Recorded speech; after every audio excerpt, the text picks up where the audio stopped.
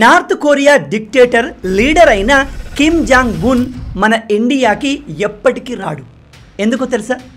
ఇతను ఎక్కడికి వెళ్ళినా, ఏ దేశానికి వెళ్ళినా ఏరోప్లేన్లో వెళ్ళడు, ట్రైన్లోనే వెళ్తాడు. తను వాడే ట్రైన్ ఖరీదు 1000 కోట్ల రూపాయలు. ఇది ఒక స్పెషల్ బుల్లెట్ ప్రూఫ్ ట్రైన్. ఇతను రీసెంట్గా రష్యాకు వెళ్ళాడు, అప్పుడు ట్రైన్ మీదనే వెళ్ళాడు. మొన్న చైనాకు వచ్చాడు, అప్పుడు కూడా ట్రైన్ మీదనే వచ్చాడు. 2019లో వియత్నాంకి వెళ్ళాడు, అప్పుడు కూడా ట్రైన్ మీదనే వెళ్ళాడు. అలా ఎందుకు అంటే ఈ నార్త్ కొరియా తమ ఎనిమిది దేశాలకు మీ లీడర్లను ఏరోప్లేన్లో పేల్చేస్తాము, లేపేస్తాము అంటూ బెదిరిస్తారు. కానీ అందరికన్నా ఎక్కువగా వీళ్ళే భయపడతారు.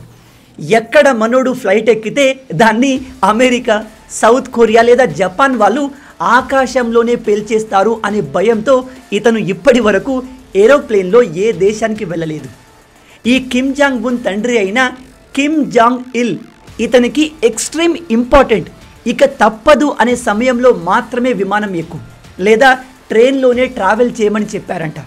అప్పటి నుంచి మనోడు ఇప్పటి వరకు ఏరోప్లేన్లో ఏ దేశానికి ట్రావెల్ చేయలేదు. మీలో ఎంతమంది ఈ విషయాన్ని కొత్తగా తెలుసుకుంటున్నారు? ఇలాంటి అమేజింగ్ ఫ్యాక్ట్స్ కోసం లైక్ అండ్ ఫాలో చేయడం మర్చిపోవద్దు.